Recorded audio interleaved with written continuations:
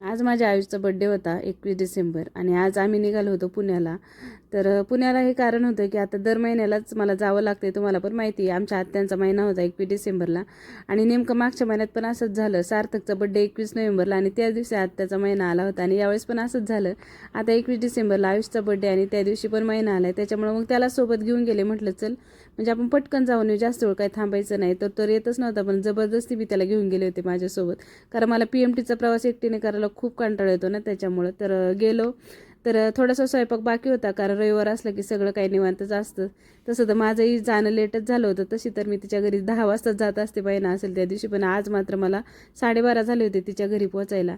तर तिथे गेल्यानंतर इथं मामाने बघा दोन्ही फोटोला, त्यांची आई पण 21 डिसेंबरला एक्सपायर झाल्या होत्या, त्यामुळे मग त्यांनी त्यांच्या आईच्या पण फोटोला हार घातला होता इथं.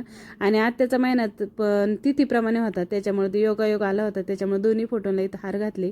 मी पण हळदी कुंकू लावले, दोन्ही फोटोंना हार घातले. सासू सोना दोघी पण ना आयो गेल्यात ना, त्याच्यामुळं मग दोघींना पण हळदी कुंकू लावलं, नमस्कार केला माझ्या बहिणींनी पण.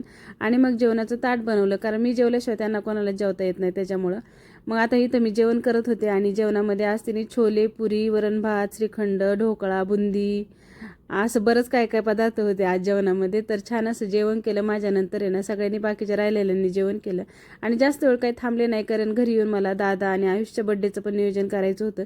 त्याच्यामुळे लगेचच आम्ही घरी आलो आणि रस्त्याने आम्हाला दादा पण भेटले. वाघोलीतच उतरलो आम्ही त्यांच्यासोबतच, मग गाडीत एकत्रच आलो घरी. घरी आल्यावर मग संध्याकाळी सगळं नियोजन केलं होतं संध्याकाळचं. आता आम्ही बाहेर निघालो होतो हॉटेलमध्ये जायला. फक्त म्हटलं आता घरी तिथं औक्षणाचं ताट आहे की नाही म्हणून मी नाही तर दादाचं घरीच औक्षण करत होते. खरं तर त्यांचा बड्डे काल म्हणजे 20 डिसेंबरलाच होऊन गेला होता, पण ते नेमके फिरायला गेले होते त्याच्यामुळे त्यांना इथं ओवाळून घेतलं. आयुषला ओवाळायचं होतं पण आयुषचा पायच घरात टेकत नव्हता कारण त्याची मित्रमंडळी एवढी आहे ना, सकाळपासून जो 4-5 केक कटिंग केले त्याने आणि त्याला म्हटलं आता तू डायरेक्ट हॉटेलवरच ये.